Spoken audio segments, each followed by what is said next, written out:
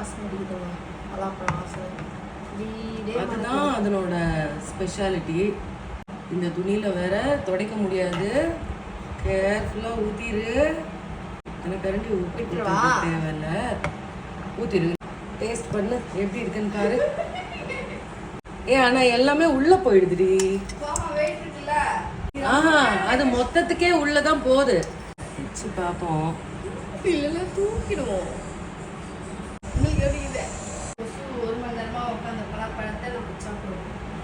ஹார்ட்னு தெரியுது. அது ஏழை மாதிரி ட்ரை பண்ணவா? ட்ரை பண்ணி பார்ப்போம்.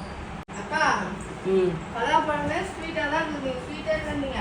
இதோட ஸ்வீட்டாலாம் போயிட்டியா?